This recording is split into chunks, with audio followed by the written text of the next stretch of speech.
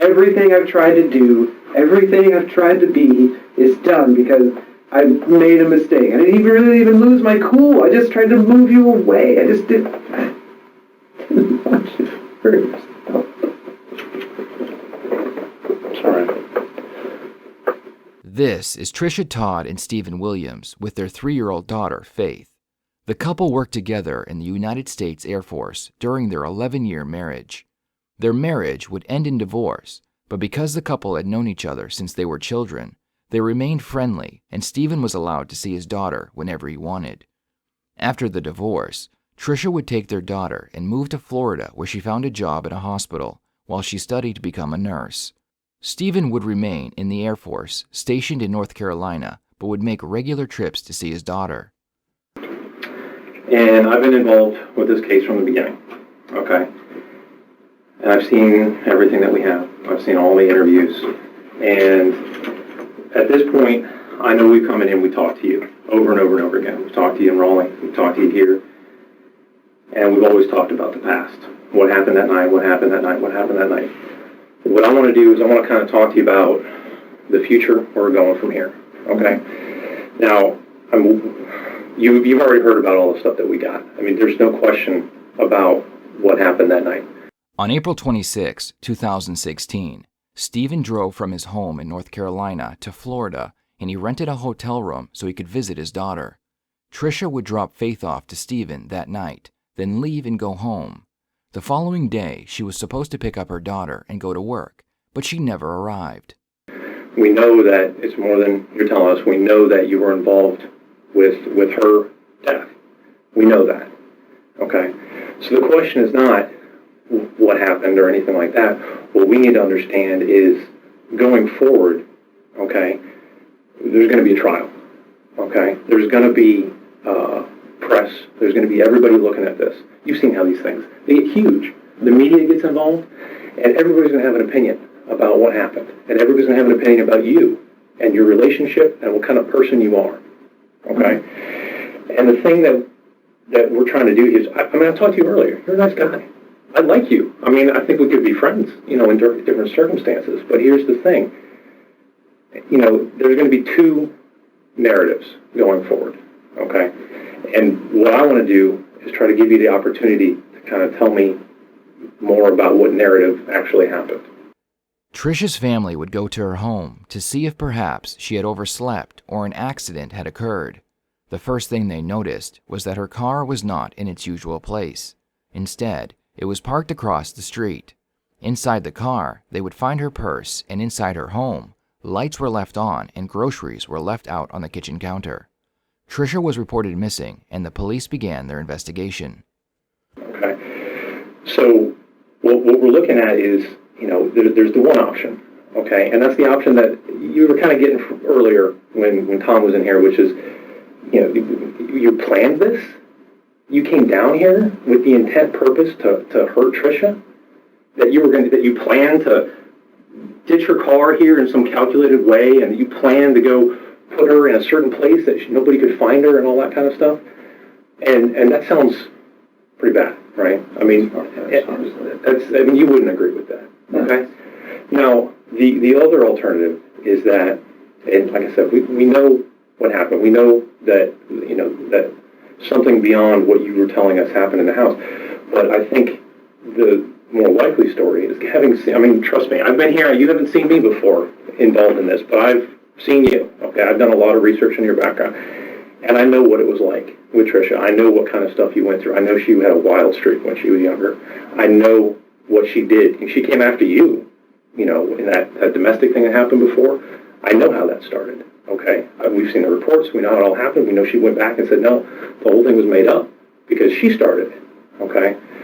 What I think is more, to me, having known you, having known the background of everything between you and her, everybody's going to have their own opinion. But I can see that. I think probably what happened was something more like she started something that night. Stephen claimed that Tricia had dropped off Faith to him, but then left and never returned the next morning. He said that perhaps his ex-wife was going for a walk because she wanted to connect with God.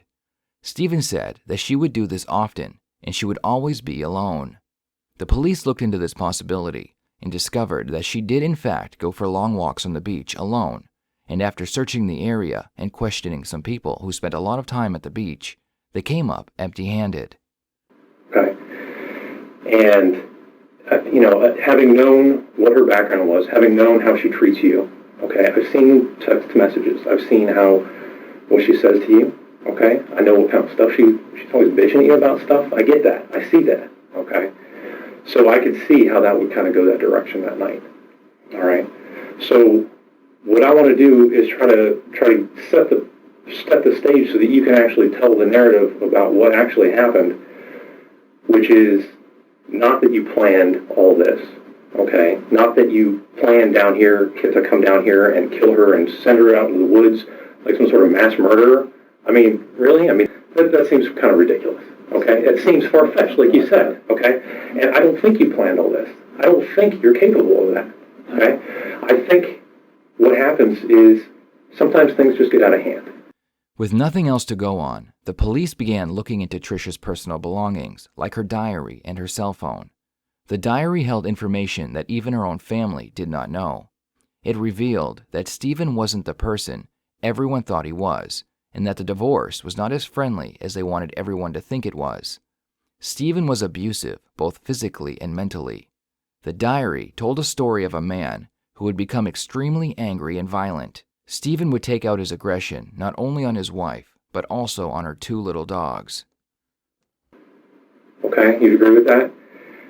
Sometimes, people start doing something and they cause something to happen, okay? And I'm not saying you wanted this to happen, all right?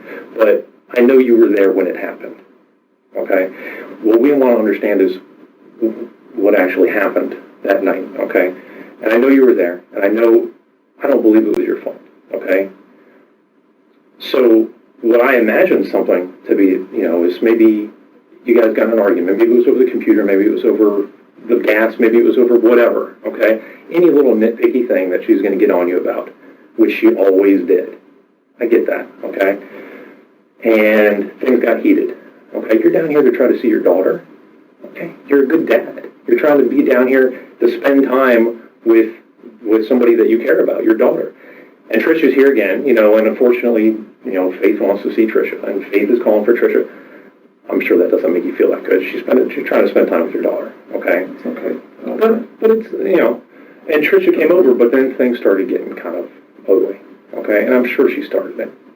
And you didn't want to get involved in that, okay? But if she starts pushing things, she's not going to back up.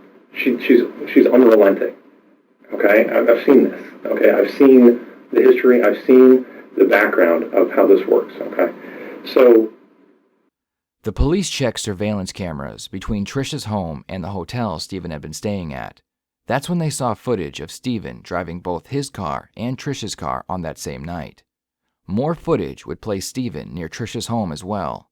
The police would finally have enough evidence to arrest him and bring him in for questioning. What I could see happening is maybe she came at you and, just defending yourself. She falls. Maybe you didn't realize how hard you pushed her out of the way, but you're just trying to defend yourself. You see what I'm saying? I'm not saying that you tried to hurt her, but I'm saying that it's clear that something happened there, and that resulted in Tricia getting injured to the point where she was deceased. Okay? And then beyond that, I can see, putting myself in your shoes for a minute. Okay? I see that you're a hard worker. Okay? You've rose to the ranks. You're in the Air Force. You've been there, 11, 12 years, you said? Mm-hmm. That's a long time. That's a career. You devoted your life to that career, to this country. Okay? You've got your daughter to think about. Okay? Something happened. It's Tricia's own fault. Now she's gone. There's nothing you can do about that. At first, Stephen denied knowing anything about what happened to Tricia, but eventually admitted to finding Tricia dead, and because he was scared, he disposed of the body. The detective now knows that Tricia is dead and that Stephen had, at one point, handled the body, but they need him to confess to the crime. And so your first plan, you told us that your plan was that you were just going to take her back to the house and you were going to leave her there, which I understand, because she's going to be back by her house, and people are going to find her, and then maybe they'll look other places. You know what I mean? And I understand that. Okay, and that's what you told us. That was kind of your first thought. So now we're going to go back to the house. Okay, and of course, Tricia, being the way she is, there's no gas in the car. Typical Tricia. And I mean, come on. I mean, how hard is it to go fill up a gas tank? I mean, really? It's not that hard. It's not that hard. You got to think ahead about this type of stuff. I never let my gas tank go below a quarter of a tank. That's me, but I pay attention to that stuff. My wife should run that gas tank out all the time. And then next thing you know, I got to go out in the middle of the night because I got to run and get groceries or something. Now I'm also getting gas because she didn't think ahead about it. Okay, slightly. And the only thing that I can do at this point, and like I said, I think you're a good guy. I've talked to you. You're a nice guy. Okay? I don't think that you were a cold-blooded killer who came down here with the explicit intention to murder her. Okay? I don't think that's the case. Okay? But right now, I can't say otherwise. I can't say that there was an accident because you're not telling us something other than that. Okay? We have all this evidence. The detective is explaining to Stephen that they have all the evidence they will ever need, but they want to give him a chance to explain what happened so he does not look like a monster. It's a great tactic that interrogators will use, and the goal is to make the suspect believe that they have enough evidence to send them away forever, and the best thing they can do for themselves is to be honest and show remorse. Yeah, you do.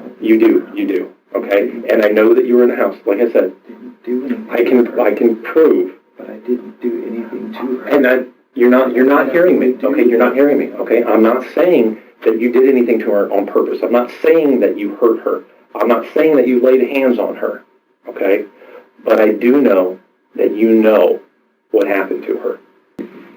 A jury could completely understand this. I did. I didn't know what to do. I don't plan these So explain to me. I don't know what you do in these situations. And I know you didn't plan this. And that's exactly what I'm saying. That's why I'm trying to give you the opportunity to explain to us how it happened, because it was not planned. You did not attack her. You did not try to kill her or try to come down here to kill her. Never. But things happen.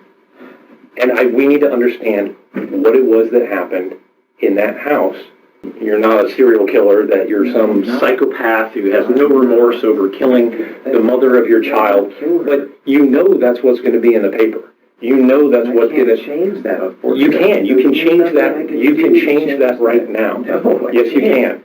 Yes, you I can't tell you anything other than what I've told you. No, you can tell me the truth. And that's the problem. And nothing makes it better. Nothing I say makes this better. It will. And it doesn't matter. Because there's a huge difference between we got an argument, it got physical, she started it, she got hurt. That's any better. That's no better. No, tell me. The same scenario. That is miles better. The detective continues talking without taking a break for almost 30 minutes as he explains the situation to Stephen. The detective does not want to give Stephen any time to think up another lie or another scenario, and the best way for him to do this is to keep Stephen focusing on what he is saying. This makes it very difficult for Stephen to listen to the detective and, at the same time, think about a solution to his problem. To tell us what actually happened in the house. Because I sit here and tell you that she attacked me, that's just another different story that you're just going to be like, well, that's 5 different stories he's telling now. And that doesn't help either. So what do you want me to tell you? What do you want me to tell you, Dave? I want you to tell me the truth. I'm telling you, I didn't hurt this woman. Okay. I never did anything to injure her or hurt her. My only mistake is I didn't just accept that this is the situation and call 911. That's what I should have done. Did she attack you? I didn't take her to the hospital. I should have just did that. Instead, I just panicked and I just tried to get away from it all. Is what I wanted. I just wanted nothing to do with all that. But you panicked. That's not me. I just panicked. You panicked because of what happened, because you thought it would come back on you. Because it did. It does. Like in the past, even I didn't do anything to her, but just because of how it looked. But here's the thing: people fall down all the time. People get hurt. Okay, it's not uncommon. Okay, and we can find that out. That's not something that's difficult to determine. Okay, there's people that go to a lot of school and they get paid a lot of money to figure out exactly what happened to somebody. Okay, and I know you don't believe that, and I know you were panicking. I get that. But I know that what you're telling us about coming back from the gas station, I know that's a lie. I know that's a lie. And I can prove that's a lie. And I don't want that to be the last lie that you tell us. I need you to tell us I can't tell the you truth. anything else because I don't know anything else to tell you. You do. And I know you do. Else, it's another story. And no matter what I tell you, it's not going to be the truth according to you. So what do you want me to tell you then? Here's the thing about the stories, okay? Every time you tell us some version of what happened, it gets closer to the truth. And I appreciate that because so then I say, oh yeah, she attacked me. And you come back in here like, okay, so you attacked her. Like, no, that's not what I said. So then you're just going to have me going down this rabbit hole of different stories now. I don't want that either. Like I told you, okay, I can prove one thing, okay? I can prove that you were at the house with Tricia when she was injured. I can prove that. So the question lies with you as to, you're the only one who was there with her. Like I said, you're the only person who can tell us what happened. So this is your opportunity to tell us what happened in the house before you left. The detective is using a very basic tactic as he tells Stephen that he does not believe he committed the crime on purpose and that he believes it was an accident. This gives Stephen the option to confess to the crime by creating a scenario where Tricia lost her life by accident, and when this happened, Stephen panicked because he feared the police would think that he committed the crime. This fear would cause him to hide the body. The goal is to get Stephen to believe that he will receive a lesser punishment because it was an accident, so in exchange, he will confess to the crime. But if you stick with that story and I can prove that it's a lie, everyone's going to assume the worst.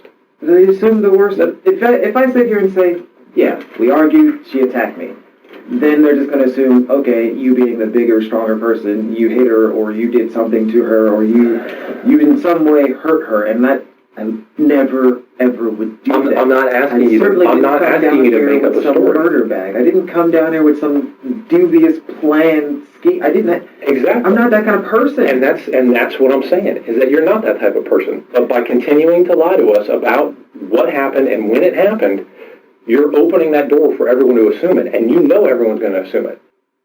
But I can prove that's not true. That's not how I want to end this report, because everybody wants to know what happened to Tricia. If Tricia had an accident, if Tricia came at you when she fell. She clearly had an accident because I didn't do anything to her. I'm telling you I didn't do anything. So what happened? I never hurt her. I didn't push her. I didn't shove her. I didn't do anything to that woman. So what happened? I didn't do anything. I'm not saying you did anything. I'm asking. That's not the question I'm asking. The question is, what happened? Because, like I said, I know you were in the house when it happened. I know you were there. I can prove that you were there. And if you don't tell me the truth about what happened now, you're going to not don't worry about the media. Don't worry about what your friends and family are going to think. Don't worry about all this stuff. That's really not. You're going to have a jury. That's my deciding your fate. I feel like no matter what I tell you, it's not going to make a difference with them. It's going to make a huge difference. I tell you another story of we had an argument and fought. Then they're going to be like, well, what happened to the other 2-3 stories he told? Why wasn't this the story? Because you were scared. And I understand you're scared. Now, I was scared then. I'm scared now. You've been scared throughout this entire thing. Your actions look like somebody who's planned this and look like somebody who came down here to murder you. But I can see they're actually the actions of someone who was scared. But you need to explain to them that you didn't just come home and you saw that she fell down and you got scared. That doesn't make sense to a jury. They're not going to buy this. They're not going to believe you. And they're not going to buy anything. They're going to believe the truth. They're going to believe the truth. All of it from the get-go was just unbelievable to me. All of it from the get-go was one of those, like, I'm living a nightmare. I'm living some shitty Lifetime movie special is what I'm living. And it's bullshit, because I would never hurt that woman. I would never... So tell us what actually happened in the house. The detective uses one last strategy by telling Stephen that he is a good guy and that his ex-wife can be a lot to handle. He tries sympathizing with Stephen to make him feel like what he did was provoked by Tricia and that the jury will understand the situation. At this point, Stephen wants to confess, but he fears the consequences. He tells the detective that if he tells him another story, nobody will believe it because it would be the third time he changes his story. Stephen is fishing for an answer from the detective that would make him feel far more comfortable to confessing. The detective is smart and tells him that people would believe him because he was scared, which is why he lied. Stephen is very close to confessing. He just needs one little push in the right direction. She was trying you. You wanted to talk to your daughter. You wanted to be there for your, because you don't want to just abandon your child. No, you don't want her to not have a father. You're doing a good job. As best as I could. I know, like, because of the military and her living in Florida, I can't always be there, but yeah, I'll try to be there as much as I can. And that's why that night, you gave in, you said yes. I know, I have a daughter. Daughters always get what they want, no matter what. They always get what they want, no matter if you don't want it or not. She wanted mommy, she's getting mommy. Yeah. Even though you didn't want that. So, I know that your plan was not, how ridiculous is that? You planned to have a sick child? You planned to have your child call for the mother in the middle of the night? Planned to take a stupid trip to the hospital. But people are going to believe that if you let them. They're going to believe. How do you plan that? How do you plan for your child to be sick in the middle of the night? So I know you think that the truth is going to sound worse, but you know it's not. You know it's not going to sound worse. You know it can't be worse than this narrative that people are creating about you. It's only that people are already saying everything else already. I've already told too many different freaking versions. You told versions because you panicked. You were scared. People can understand that. People can understand that. But at a certain point, you have to realize, because you're afraid that you're going to get prison for caught, you're going to get blamed, you're going to get in trouble. But I can tell you right now, we're there. We're there. My life. Okay? You're here with us, not because of what happened. And we need to understand the truth about what happened. Because I know you're scared. I know you're scared about what's going to happen in the future. But before you were panicking because you didn't want anybody to know you were involved. You didn't want anybody to know you were there. You wanted it to go away. That is a normal human response. That's what anybody would do in that situation. That you're panicking. You're panicking. It's a reasonable thought process that people can understand.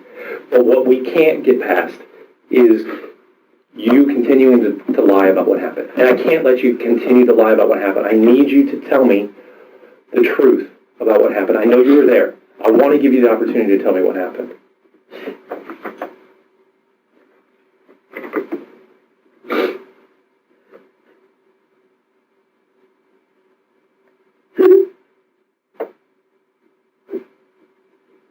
The interrogator's strategy finally works, and Stephen is ready to confess.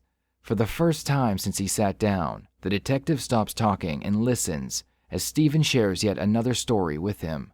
He describes the events that took place the night of the crime.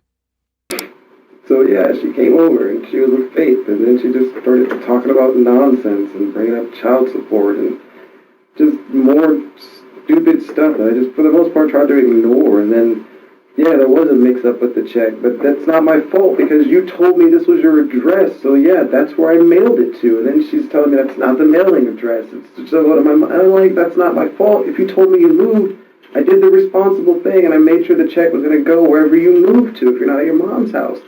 And then she's just going on and on about now I owe her more money and back child support and I'm just sitting here like, then I'll fix it. I'll send you another. I'll do something, but I don't have the money now. So just give me some time, like, because that money, since you didn't get it on time, is already spent. I spent it to come here, and now I need a little more time to get it to you. And now she's talking about how she's going to go to court and all this other stuff, and it's my fault.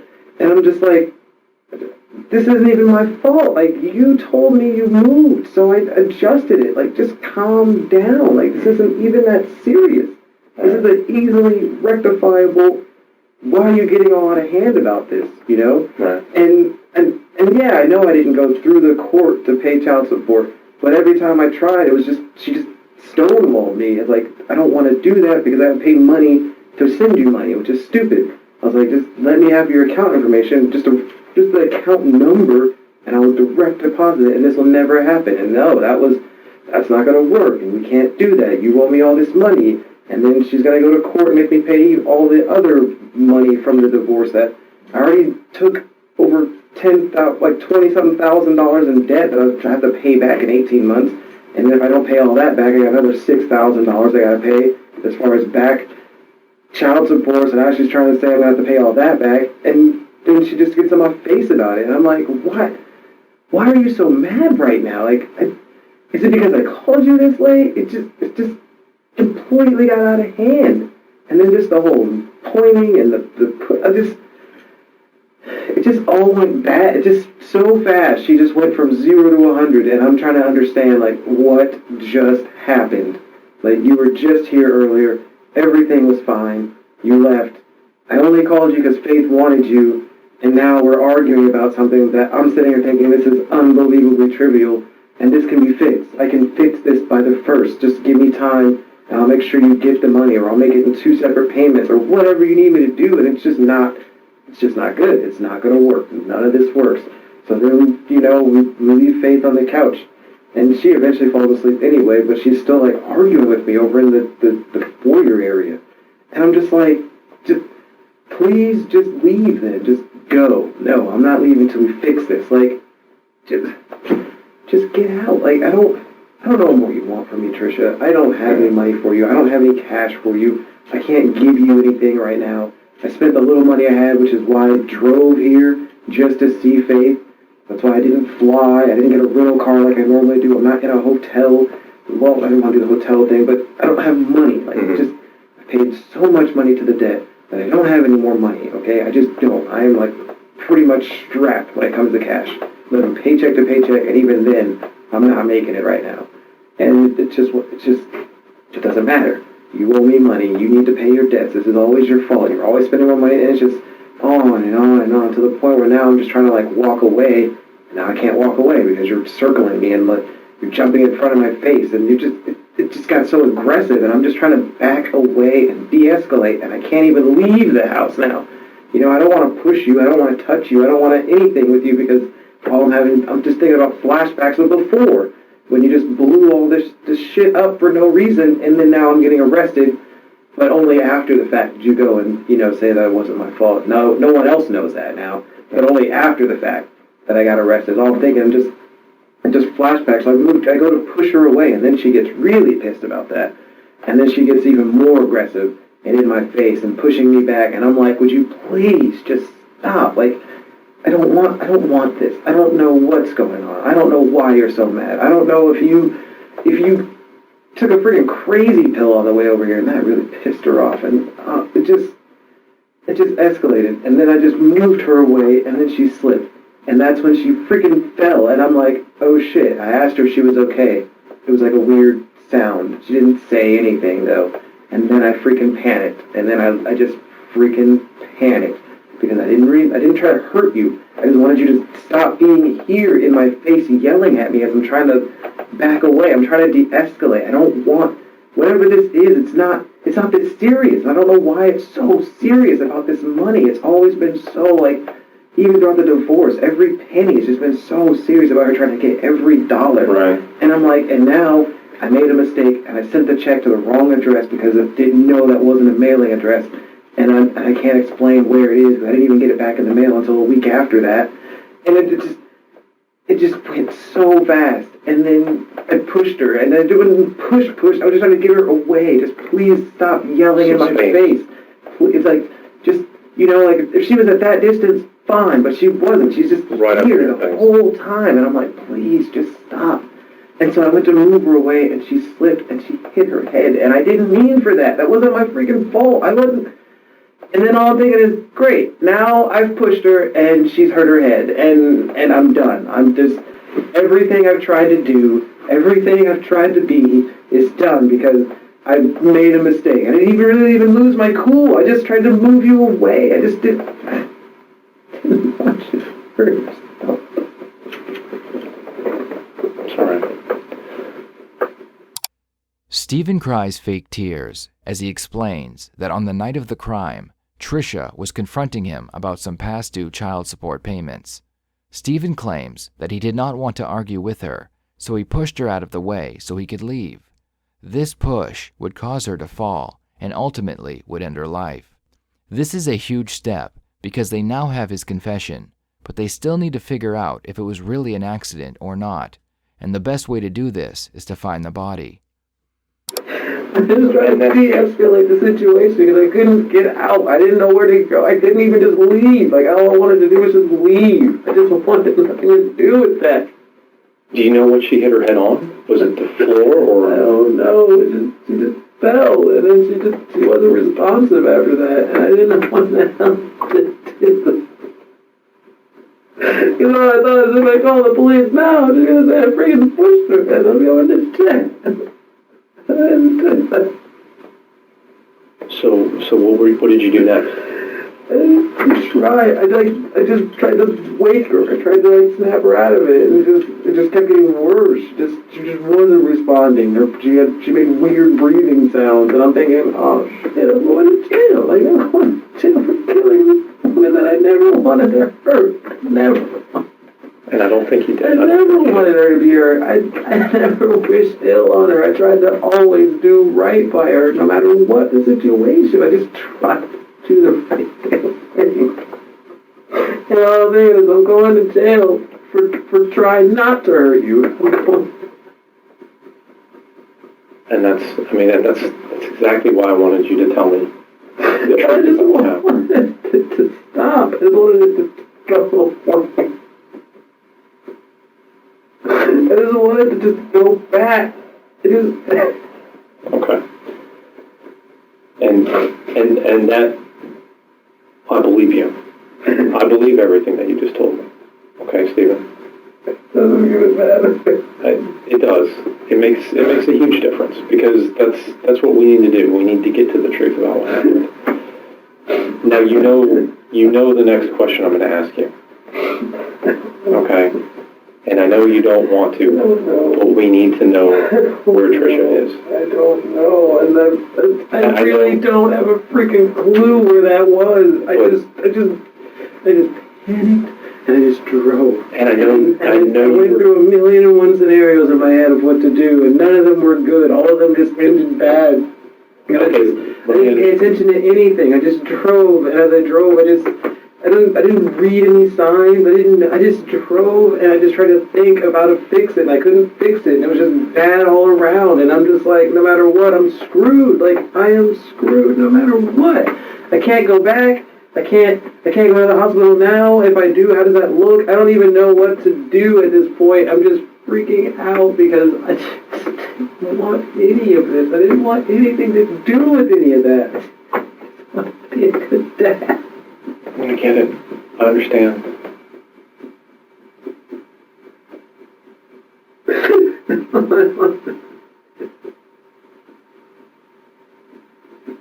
Stephen claims that he has no idea where he left the body. As he is questioned, he does his best not to give any straight answers because he knows that if they find the body, he will spend the rest of his life in jail. Stephen continues to try and make himself look good and even tells the detectives that Tricia looked calm and peaceful as he left her body in the woods. Here's what I need. We have so many people are looking for her and want to know where she is. Okay. Will you continue to work with us to try to figure out where she is? You will? No. I know you don't think you know. But I need you to give us an honest effort to try to remember. It was just dark. It was a dirt road. So you drove for a while. It was just dark. Hold on, Steve. Let me just talk through this a little bit, okay? So you drove for a while you were thinking. Did you turn anywhere? No, and I just took her out, and she just looked peaceful and sweet, like what I remember her. You know, the way I would like to remember her. Well, I don't ever talk bad about her. I'd feel that. Not like love, but I care about her. You had a life with this person. I was married 11 years to her. Of course, I still care about her. But you created a life with this person. You're always going to have some peace together. I get that. No matter what else happens, the money and all that other stuff. Just didn't want. And that's why we need to. She just looked peaceful. We need to do everything that we can to bring her home now. I know what happened. I know, and that's done. It's in the past, and that's what I want. And I told you in the beginning, I want to talk about the future with you. We're done talking about the past. We know what happened in the past. We need to get beyond that. I don't even know where I left her. Did you? I didn't even try to cover her up. I just laid her down. So I was hoping beyond belief that she would be okay. I just Well, didn't. you knew she was peaceful. You knew she was at peace at that time. I mean, I know you were hoping. I know you were hoping, but you knew. You knew that it was not the case. And it's horrible and it's unfortunate. But like you said, and that's just what happened. And bad things happen. But the truth would eventually come out, and it showed everyone that Stephen was a cold-blooded monster. The crime had been planned well in advance. Stephen had purchased a chainsaw and some acid. He had already picked out a spot and dug a hole in the ground. On April 26th, he spent the entire day building up enough courage to take Tricia's life. After Tricia dropped off Faith to him at the hotel, he called and asked her to come back. When she arrived, Stephen knocked her unconscious. Tricia awoke to find Stephen going through her emails, trying to send everyone on her contact list an email stating that she was leaving. Tricia began to scream at Stephen, so he would knock her out again, but this time the blow would take her life. He put Tricia in her car, but the car would have no gas, so Stephen would have to find some, which would lead him to being on multiple surveillance cameras. After getting gas, he drove to the spot where the hole was already dug, and he used a chainsaw to make sure the body would fit into the acid. He would then cover it up and leave. Idea what I would say. the truth? The truth? Because the truth is what? That you didn't mean for this to happen, but it did. Never. And that are you sorry that it happened? Of course I am. Of course you are. Holy crap. I wish I could have found another way to de-escalate it, but she just wouldn't let it go. She just kept pushing the issue about money, and I know all I'm thinking is I don't have any money anyway. Like, just wait till the first. I'll fix it. You know, just I don't know why it's such a big deal. I know. Didn't even make sense. And this is going to be a lot of weight, and this has been a lot of weight. I mean, you carried a lot of this for so long now, for weeks, and that's more than anybody can really take. And I can tell you that getting this off your chest and writing an apology to these people saying you're sorry that it happened this way, that you did not mean for it to happen this way, and although it did happen, that you're truly sorry, I think that's going to help lift a lot of weight. Is that something that you'd like to do? I don't feel like a sorry means anything to anybody. You'd be surprised. What's the point of a sorry? You'd be surprised. People want to know that. In exchange for a 35-year sentence, Stephen led them to the location of Tricia's body. 35 years is far too lenient for this type of crime. A man who can take a life like this and show no remorse will have no problem taking another life. The court wanted to please the family by giving Tricia back to them, but in exchange, a cold-blooded killer will be back on the streets in the year 2050. I hope you found this video informative, and if you did, please think about subscribing. It's free and it really helps us out. Thank you so much for watching, and I will see you next time here on the Red Tree Crime YouTube channel.